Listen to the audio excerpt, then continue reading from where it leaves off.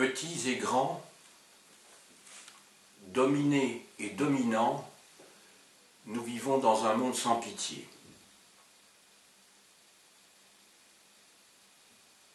Dans la première catégorie,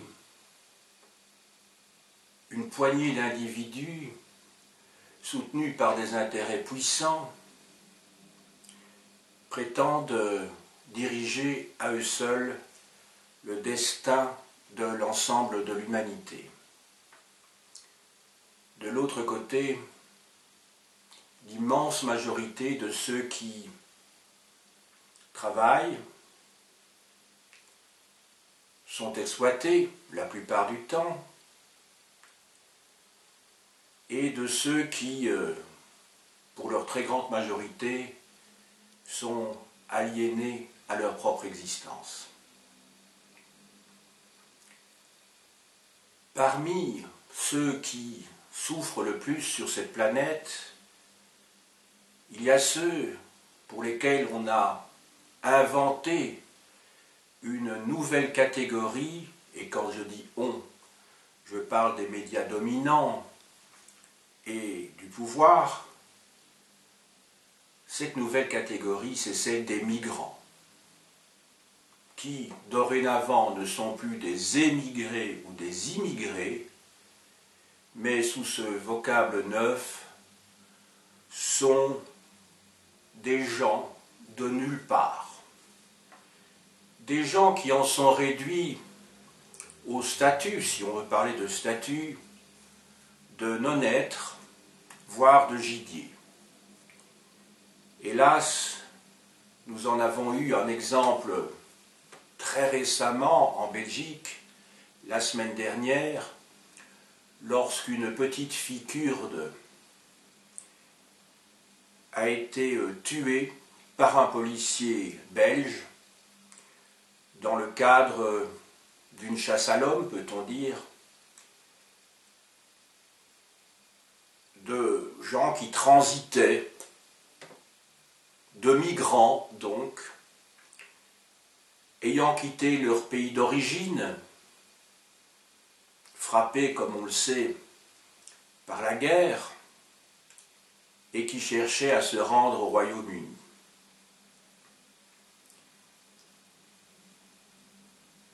Les textes que je vais lire sont comme des petits cailloux que l'on trouverait sur un chemin improvisé dans une forêt, comme autant de témoignages, ou de traces plus exactement, parmi beaucoup d'autres, que j'ai tenté de semer, de disperser, comme beaucoup de mes contemporains par ailleurs, dans le courant d'une vie, en cherchant, mais était-ce véritablement mon destin? Je ne crois pas. D'informer mes contemporains tant sur des situations que je trouvais inacceptables sur le plan politique et moral. Voici donc un certain nombre de textes que j'ai écrits, et je n'ajouterai pas de commentaires à ceci, ni pendant, ni à la fin de la lecture, car je crois qu'ils se suffisent à eux-mêmes. Tout d'abord, 3 textes qui ont été publiés dans La République, organe du Cercle républicain de Belgique, en 2006 et 2007. Je les avais datés dans le calendrier républicain. Voici le premier. 2 Germinal en 214. Il s'agit donc du mois de mars 2006. Citoyens, la 2e semaine de novembre de chaque année, c'est un véritable bourrage de crâne qu'on assiste dans l'enseignement primaire à l'occasion de la fête de la dynastie. Les élèves sont en effet soumis à de la propagande pure et simple. Les revues des éditions catholiques d'Averbode sont fréquemment utilisées dans les écoles communales et dans les établissements de la communauté française. Qui lit-on? En voici un court échantillon. Roi, prince ou simplement noble, tous étaient surnommés au Moyen-Âge rois fainéants. Ils ne s'intéressaient qu'au jeu et à la chasse. Ils étaient très fiers de ne savoir ni lire ni écrire. Ça a bien changé. Être prince est un vrai métier auquel il faut se préparer. Le prince Philippe a suivi les cours de l'école royale militaire, il a son brevet de commando, il est pilote d'avion, il a étudié dans différentes universités étrangères et il parle couramment plusieurs langues. Ceci a été publié dans une revue destinée aux écoles primaires, donc Dauphin, 24 octobre 2003. Je cite à nouveau. En 1831, notre pays a reçu un nouveau chef, le roi. Dauphin, 22 octobre 2004. L'année suivante, Baudouin fait de la Belgique un pays moderne et prospère. Dauphin, 21 octobre 2005. C'est toute une vision de la société que l'on impose aux enfants. Ne serait-il pas temps de demander la suppression des cours d'histoire obligatoires sur la dynastie qui charrie une vision paternaliste et mensongère de la réalité des rapports sociaux?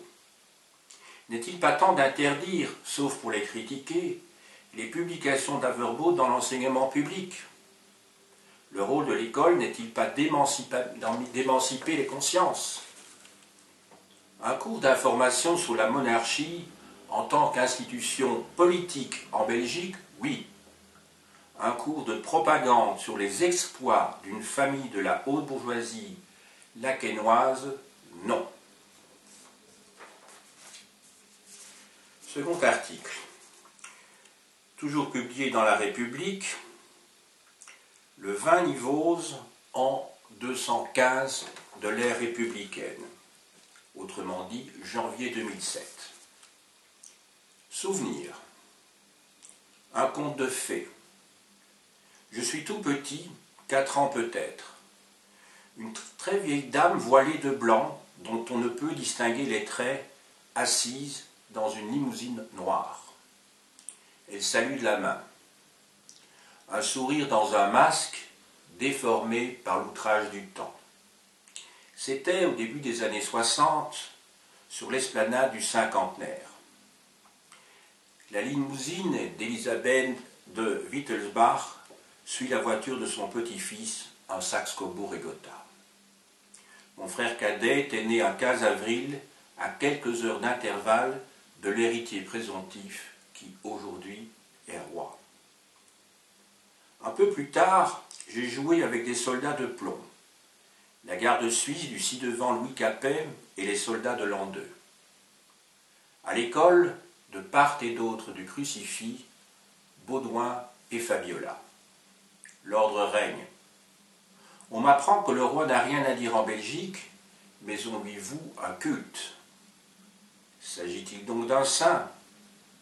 Je suis à la recherche d'absolu et, moi aussi, je voudrais devenir un saint. Mon père s'enthousiasme pour la geste napoléonienne, mais rien n'y fait. Ce n'est qu'à 14 ans que, pour la première fois, j'entends dans la bouche d'un condisciple qu'il eut en 1789 une révolution en France et que plus tard, le monarque fut décollé. Ma famille est bourgeoise et catholique. Il y a des sujets dont on ne parle pas ou que je ne veux pas entendre. À la même époque, je me passionne pour la succession des rois de France. À 5 ans, je la connaissais par cœur, de Mérovée à Louis-Philippe, grâce à des images d'Épinal, dévoré des yeux chez mon grand-père. Au début de la série, parmi tous ces mâles, paraît comme des coqs 2 femmes, Cunégonde et Bruno, des méchantes, des sorcières. Bibliophage, je lis à 15 ans une douzaine de biographies royales et impériales. Après une phase mystique, est-elle terminée, je deviens athée. L'image du père en prend un sacré coup. Cependant, la vision nimbée du roi, bien que castrée, subsiste. Historien, j'habiterai plusieurs années en République avant de revenir dans le royaume du triste cire.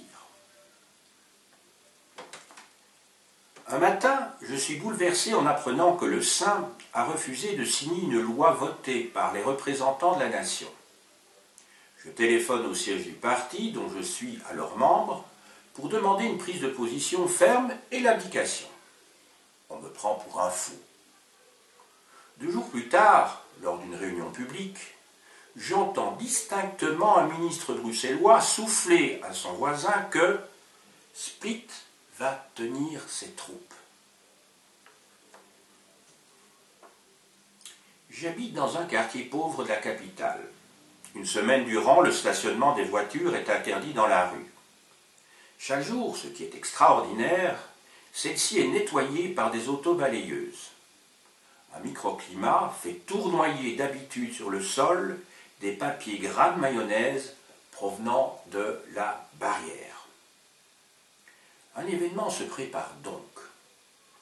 Plusieurs dizaines de personnes se massent à proximité de mon domicile.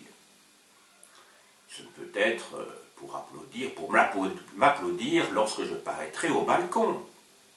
De fait, le saint et le ministre descendent d'une limousine noire, aussi grand l'un que l'autre.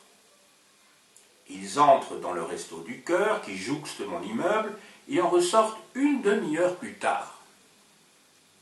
Je ne sais si le saint a touché les écrouelles des clochards, mais le soir, lorsque je vois à la télévision les malheureux, je suis stupéfait de les trouver métamorphosés. Ils sont tous rasés et bien coiffés. Ils auront vu le roi et lui n'aura rien vu. Aurait-il pu d'ailleurs voir quelque chose?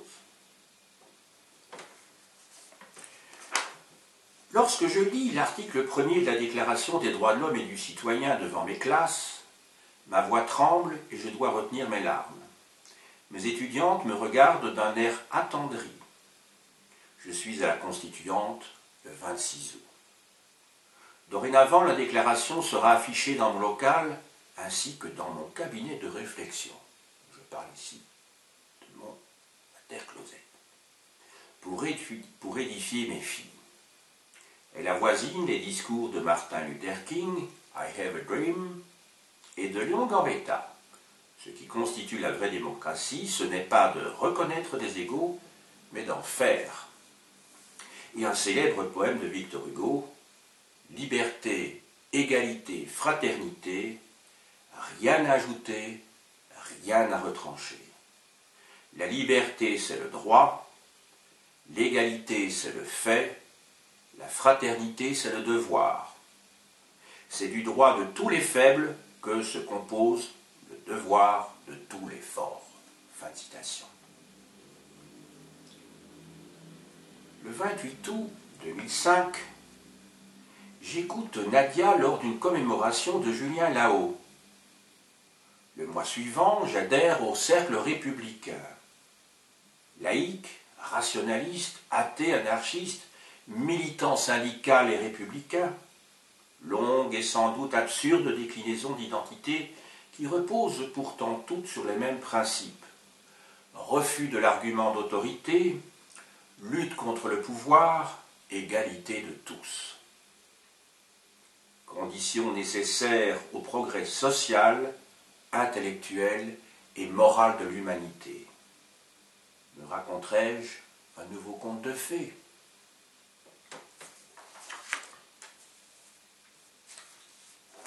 Toujours dans la République, juillet 2007, l'article intitulé « Un peuple sans histoire sur les origines de la fête nationale » a été publié le 3 Thermidor de l'an 215. Citoyens, le 21 juillet, la Une diffuse un étonnant épisode de la société du spectacle. Voici 3 personnalités politiques de premier plan interrogées par un journaliste. Le Premier ministre sortant, son probable successeur et le nouveau ministre-président de la région wallonne. Personne ne sait quel anniversaire commémore la fête nationale. Contrairement aux apparences, pouvoir et savoir ne riment guère. Mais qui en doutait? Curieusement, les médias belges et plus logiquement la presse française se focalisent sur une confusion du formateur du gouvernement fédéral. Lorsqu'on l'invite à chanter l'hymne national, notre homme entame la Marseillaise au lieu de la Brabançonne. Même si la situation paraît surréaliste, c'est l'épithète utilisée à l'unisson par les commentateurs, on peut créditer Yves Le Terme de sa bonne foi lorsque, plus tard, il laisse entendre qu'il avait la tête ailleurs en se rendant au Te Deum. Il s'agit donc d'un non-événement. En revanche, 4 Belges sur 5, apprend-on, ignorent que le 21 juillet 1830, le premier roi des Belges, Léopold Ier, prête serment devant l'église Saint-Jacques de Bruxelles et jure d'être fidèle à la Constitution, aux lois du peuple belge et de respecter l'intégrité du territoire. Les 3 ministres appartiennent par conséquent aux 80% de citoyens incultes ou amnésiques, au sens propre, vivant d'histoire, au pluriel, ils sont sans histoire.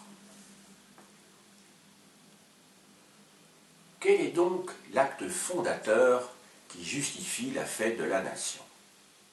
Le premier répond la proclamation de la Constitution. Le deuxième, la désignation de Léopold de Saxe-Cobourg et Gotha comme roi. Le troisième, la révolte des provinces méridionales des Pays-Bas contre les Hollandais. Échec général. L'amnésie d'une partie, on peut du moins l'espérer, de la classe politique est symptomatique du régime monarchique en Belgique. Le roi est le grand absent, toujours présent. Or, sa prestation de serment, qui crée un lien personnel entre un homme et son peuple, est l'acte constituant des institutions belges. Ce refoulement de la scène primitive relève manifestement de la psychanalyse. Serait-il toutefois de la même nature que celui décrit et expliqué par le père Sévère dans Totem et Tabou et qui fonde l'ordre social? Réponse attendue des spécialistes.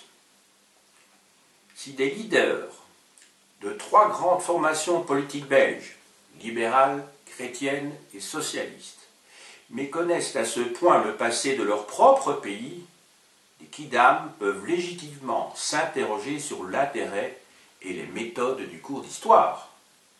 D'où venons-nous? Serions-nous issus d'une génération spontanée, comme on le croyait avant Pasteur, pour les Verts et les moisissures? Et surtout, où allons-nous? La politique, c'est-à-dire la marche du gouvernement de la cité, Politeia, se réduirait-elle à la gestion d'un éternel présent de consommateurs d'images à défaut de symboles? Au mieux, le futur se limiterait-il aux 4 ans de la législature à venir? Le chœur antique rappelait rituellement aux spectateurs athéniens les origines du drame familial de l'action en cours.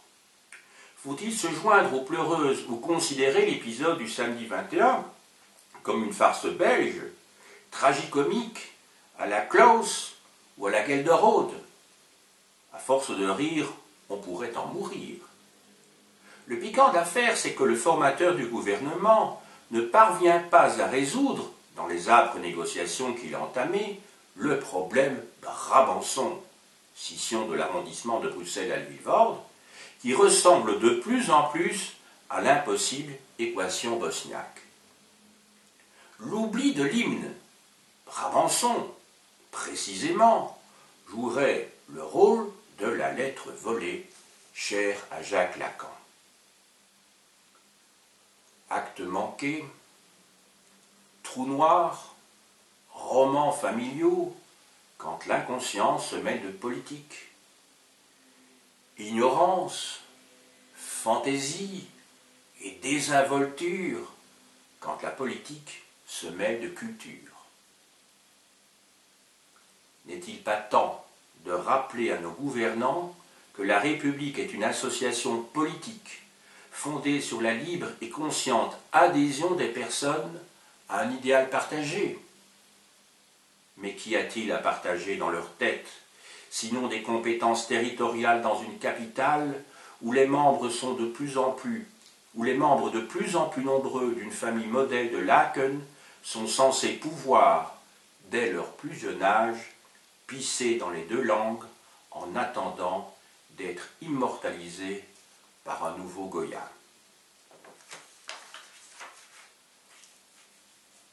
Passons maintenant de la monarchie à la papauté.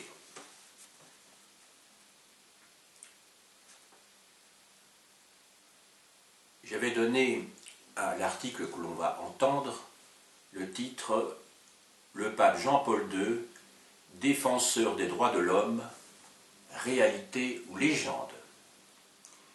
Il a été publié dans La Raison au mois de juin 2016, et La Raison date toujours la publication de ces numéros dans le calendrier révolutionnaire, à savoir, en l'occurrence, Prairial 214. 224, excusez-moi, 224.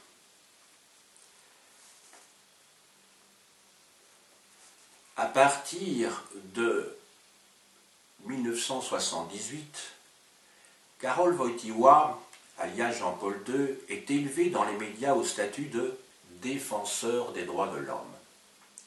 Ce statut est-il ou non justifié? Il résulte en fait d'une confusion savamment entretenue par le Vatican. Il faut monter il y a 150 ans pour comprendre la conception des droits de l'homme de la papauté romaine.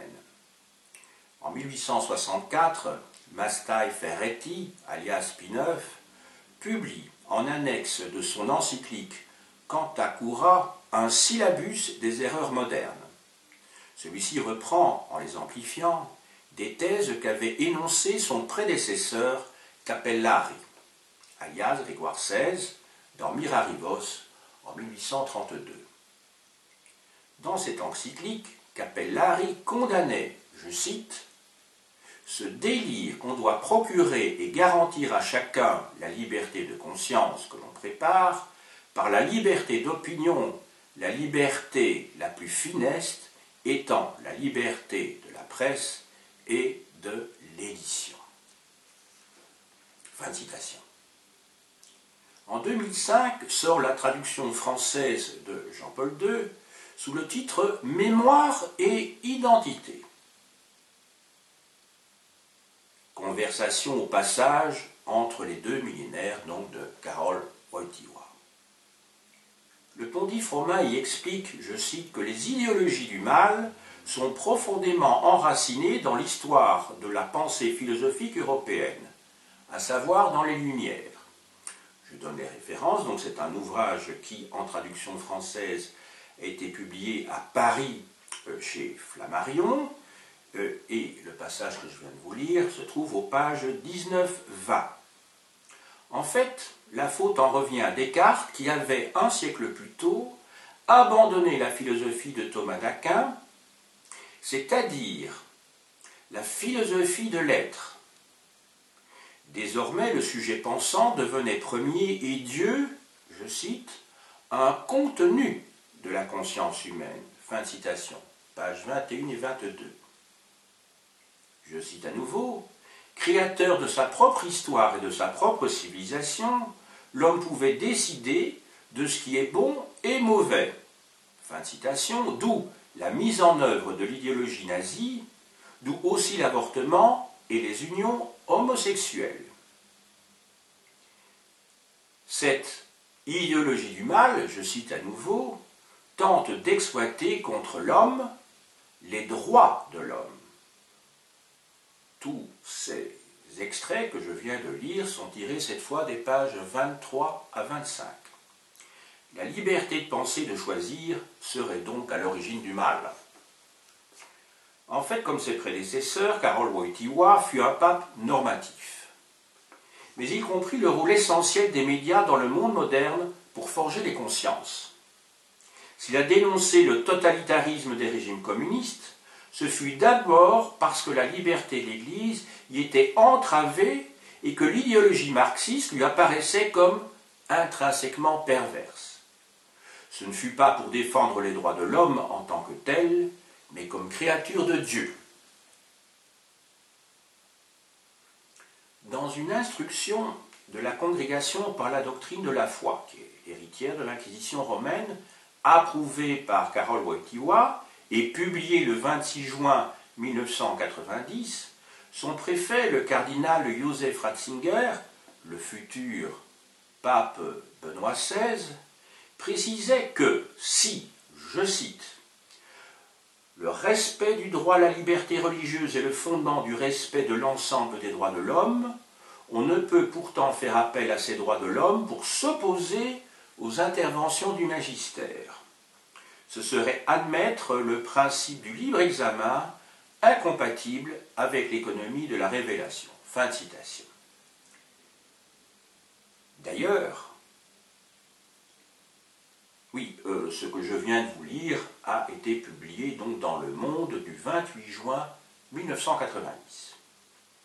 D'ailleurs, l'archidiocèse de Malines-Bruxelles, sous la plume de je ne me souviens plus de son prénom, ça doit être Émile, je crois, Van Biloen, vicaire général du cardinal Gottfried Danneels, a rappelé le 26 avril 2005 que la maçonnerie en particulier avait, je cite, une conception de l'homme radicalement différente de celle de l'Église.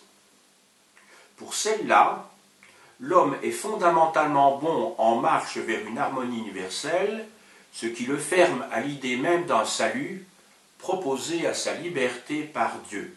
Fin de citation. Cette lettre a été publiée dans le Logos de septembre 2005, page 18. Derrière la franc-maçonnerie, ce sont à nouveau les Lumières, l'idée de progrès, la raison cartésienne, bref, les origines de la libre pensée qui étaient visées en tant qu'origine du mal. Il y a donc bien confusion. Ce ne sont ni des mêmes droits de l'homme, ni même du même homme dont parle l'Église catholique et la libre pensée. Il n'y a pas seulement différence de regard, il y a différence d'objet. Le problème n'est donc pas seulement, aux yeux de l'Église, théologique. Il est ontologique. Depuis près de 40 ans, cette profonde confusion a été, hélas, relayée par les médias et continue de l'être. Je rappelle que cet article date d'il y a 12 ans. Nous passons maintenant, après avoir quitté le monde des puissants, si je puis dire, ou de ceux qui symbolisent, en tout cas, ce monde hiérarchique, nous passons maintenant au monde des petits, au monde des dominés. Et j'aborderai ce sujet par la lecture de 3 articles. Les 2 premiers portent sur les sans-papiers et le dernier porte sur la mendicité chez les tziganes. Premier article d'autre que j'avais publié dans le journal du mardi à Bruxelles le 16 mai 2006. Donc vous voyez, tous ces articles datent approximativement de la même période. Le titre tout d'abord, Chronique d'un fait divers, les sans-papiers de Saint-Gilles. Je suis historien et j'ai pris le parti d'exercer la forme la plus primitive de mon métier, celle d'analyste qui relate les faits sans les expliquer, car ceux-ci parleront sans doute d'eux-mêmes. 5 avril 2006. Un arrêté de la commune de Saint-Gilles ordonne l'évacuation immédiate des sans-papiers de l'église de Saint-Gilles, avec l'accord du doyen de la paroisse. Ma source, le Vlan, Bruxelles, première édition, 19 avril. 6 avril, je cite. La bourgmestre faisant fonction a pris des mesures efficaces pour empêcher les manifestations pouvant dégénérer. Fin de citation. De fait, Willy Isabeau, second bourgmestre faisant fonction à l'absence de la première, publie un nouvel arrêté et, je cite, ordonne d'interdire tout rassemblement, manifestation ou cortège de plus de 5 personnes ayant trait à la problématique des sans-papiers sur le territoire de la commune de Saint-Gilles jusqu'au 31 mai 2006 à minuit. 16 avril. Une voisine m'apprend que des sans-papiers algériens et mauritaniens occupent un local privé 6 au 21 avenue Paul de Jard à Saint-Gilles et qu'ils ont entamé depuis 10 jours une grève de la faim en vue d'une régularisation de leur situation. Le même après-midi, je les rencontre avec mes filles. 17 avril. À la demande des grévistes, j'entame un cycle de leçons sur l'histoire de Belgique qui fera en fin de parcours l'objet d'une attestation prouvant leur volonté d'intégration. En effet, leurs questions ont montré un réel intérêt pour notre culture, notre organisation sociale et le fonctionnement de nos institutions. Il est évident qu'en tant qu'internationaliste, je mets tous ces adjectifs possessifs entre guillemets. 18 avril. Un courrier m'apprend que l'Union des progressistes juifs de Belgique, 61 rue de la Victoire à Saint-Gilles, je cite, met ses locaux à la disposition de l'Assemblée des voisins de la commune afin de se réunir pour convenir ensemble d'actions diverses de soutien aux grévistes. Fin de citation. Le même jour, la loge maçonnique Imagine du Grand Orient de Belgique est informée de la situation des grévistes et décide de leur apporter, je cite, son soutien moral et financier. Fin de citation. Ce dernier sera affecté au paiement partiel du loyer du local où se trouvent les grévistes et au remboursement des médicaments. Le rôle d'Imagine est donc strictement philanthropique et la loge ne s'engage en aucune manière sur le fond du problème. 21 avril. À leur demande, mes étudiants du département pédagogique de la Haute École Paul-Henri Spaak, communauté française, rencontrent les grévistes. 25 avril. La loge Imagine décide de s'extérioriser et de rendre sa position publique. 29 avril. J'effectue ma visite quotidienne aux grévistes, cette fois avec un ami. Il peut constater que les lieux ne souffrent d'aucun manque d'hygiène. 3 mai. Sur base de l'argument que, je cite, des cas avérés de tuberculose avaient résidé dans le local, fin de citation, il s'agit d'une interview de la bourgmestre faisant fonction passée au journal télévisé de 19 h le 4 mai sur RTL TVI, les sans-papiers sont évacués brutalement, les ecchymoses résultant de coups de matraque en témoignent. Après avoir été examinés par des médecins, ils recevront une attestation décrivant leur état de santé normal. J'ai rencontré personnellement tous les grévistes, y compris ceux qui avaient été hospitalisés quelques jours plus tôt. Aucun n'était atteint de tuberculose. Vers 22 h, je donne dans le couloir qui mène au local des sans-papiers une interview pour la radio-télévision belge francophone. Les sans-papiers m'appellent car ils disent qu'ils n'ont confiance qu'en moi.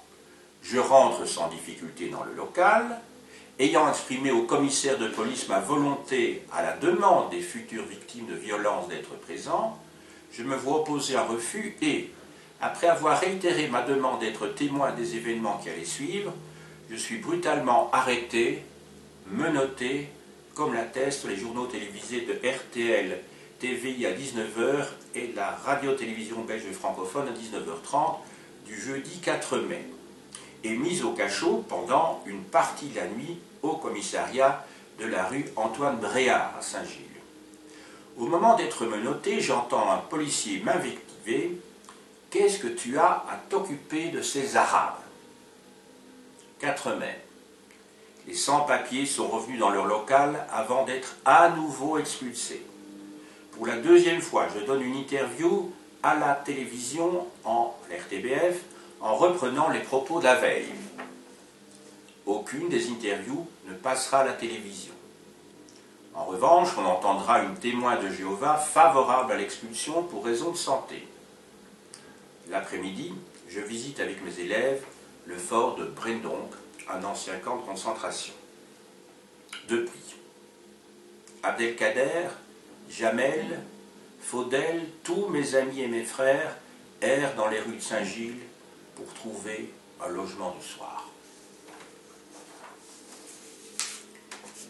Sur le même sujet, donc, dans le cadre de la même problématique, avec quelques amis, nous avions écrit et co-signé un article publié dans le journal national belge Le Soir, le mardi 13 juin 2006, donc peu de temps après la publication de l'article précédent.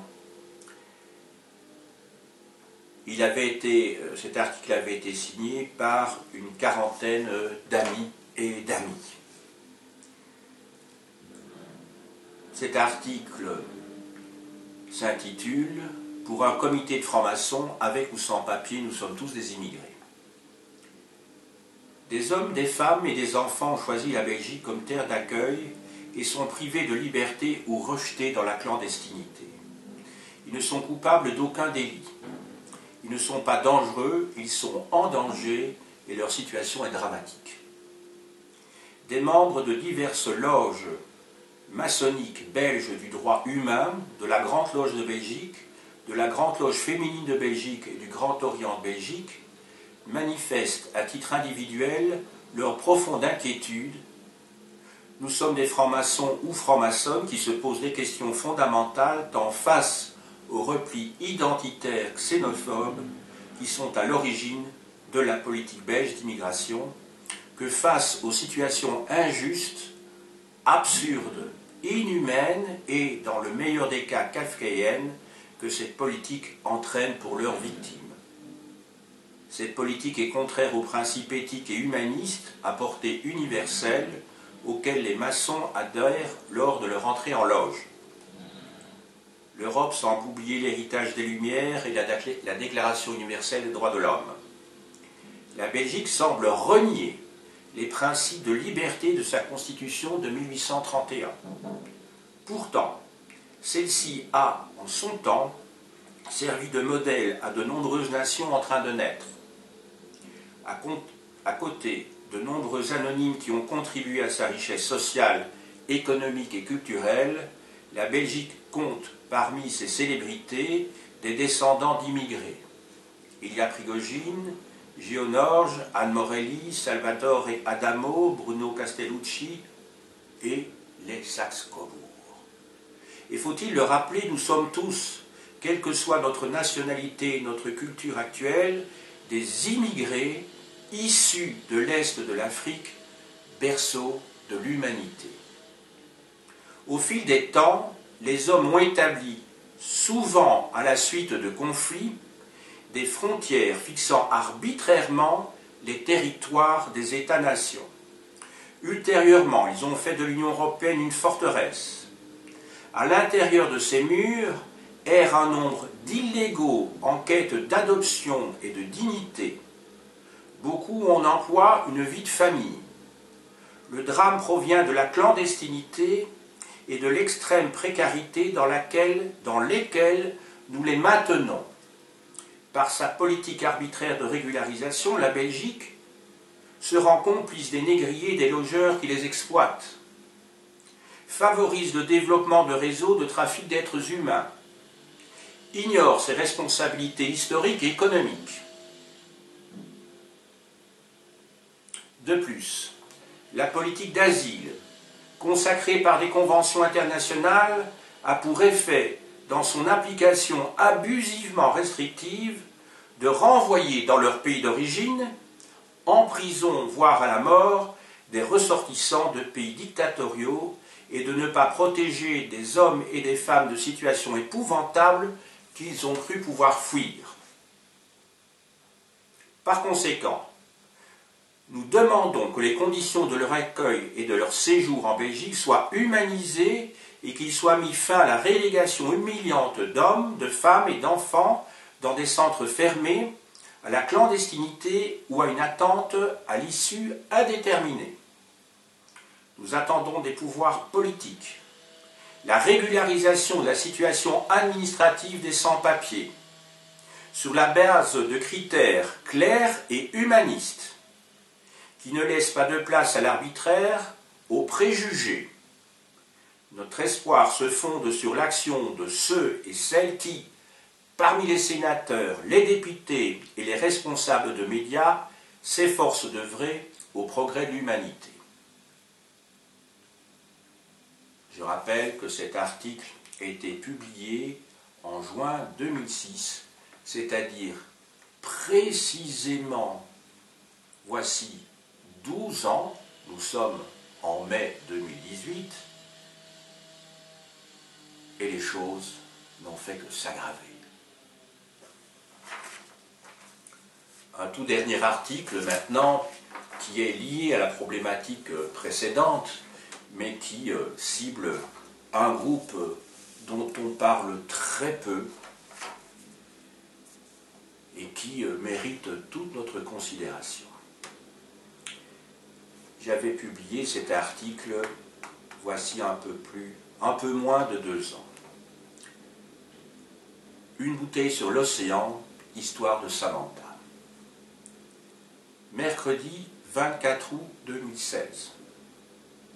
Naissance de Natalia Alinovitch, fille de Samson et de Samantha Beganovic. Elle a déjà une sœur Violetta, 5 ans, et 2 frères, Antonio, 3 ans, et Alessio, 2 ans. Mariée à 15 ans, Samantha n'en a aujourd'hui que 22 et une vie entière derrière elle. Tzigane, elle parle le serbe et un français mêlé de rares mots allemands. Jusqu'à 6 ou 7 ans, elle vit en Serbie, puis jusqu'à 15 dans un campement gitan en Allemagne. Elle arrive en Belgique en 2009. Elle me dira avoir gagné beaucoup d'argent, beaucoup plus d'argent que d'habitude, lorsque, 12 heures par jour, elle faisait la vaisselle dans un bar bruxellois pour 1,50 € de l'heure. Elle a cherché à faire le ménage chez des particuliers, mais évidemment sans succès. L'an dernier, donc, c'était en 2015, je la rencontre une première fois au Parvis de Saint-Gilles, à Bruxelles, où elle fait la manche. Puis, je ne la revois plus. Voici une semaine, je la retrouve assise sur un banc. Je l'invite à manger. Elle est censée accoucher 3 jours plus tard. C'est ce qui est notifié dans l'attestation médicale qu'elle me présente. Bien sûr, je lui achète les médicaments dont elle a besoin, renseignés dans une prescription, de la nourriture pour ses enfants, des vêtements pour sa fille qui va naître. Quelle joie quand ses enfants me revoient le lendemain et que je leur apporte des jouets et du pain. Car oui, à Bruxelles, dans la capitale de l'Europe, il y a des gosses qui pleurent parce qu'ils ont faim.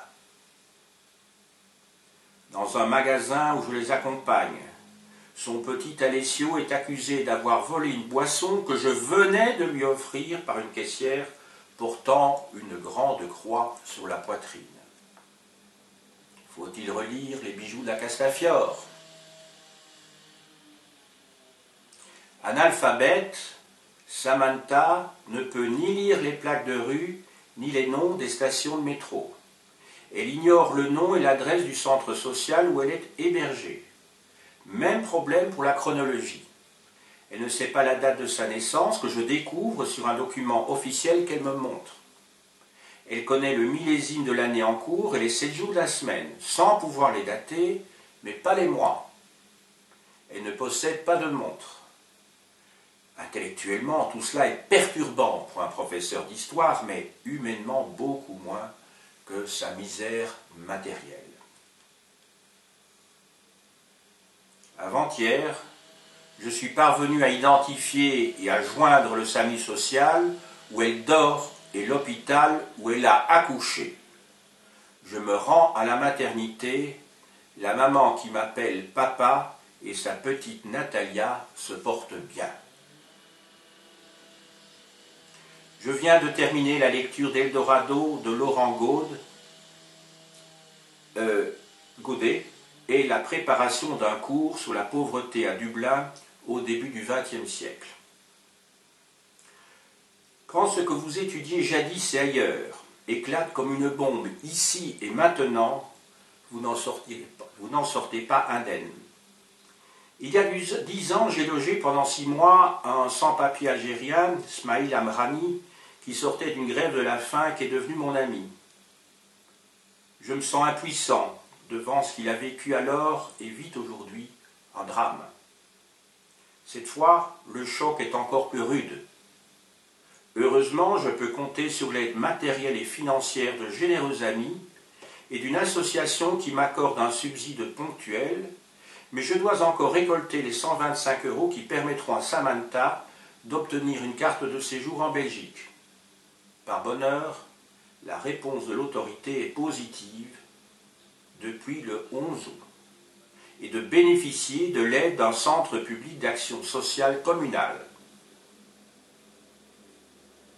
Avant qu'elle ne soit prise en charge par un collectif d'alphabétisation, je compte lui donner quelques cours d'écriture et de lecture, mais aussi à sa fille aînée pour qu'elle soit scolarisée, au sens propre, passer de la préhistoire à l'histoire, quelle aventure. Samantha sort de l'hôpital Saint-Pierre demain. Mais de quoi demain sera-t-il fait? Pour conclure, pourquoi ne pas reprendre la préface des Misérables qui, en l'occurrence, est, hélas, toujours d'actualité? Cette préface qui date de 1862. Je cite. « Tant qu'il existera, par le fait des lois et des mœurs, une damnation sociale créant artificiellement, en pleine civilisation, des enfers et compliquant d'une fatalité humaine la destinée qui est divine, tant que les 3 problèmes du siècle, la dégradation de l'homme par le prolétariat, la déchéance de la femme par la faim, l'atrophie de l'enfant par la nuit, ne seront pas résolus, tant que, dans certaines régions, l'asphyxie sociale sera possible, en d'autres termes, et, à un point de vue plus étendu encore, tant qu'il y aura sur la terre ignorance et misère, des livres de la nature de celui-ci pourront ne pas être inutiles. » Fin de citation. Ce texte a plus de 150 ans.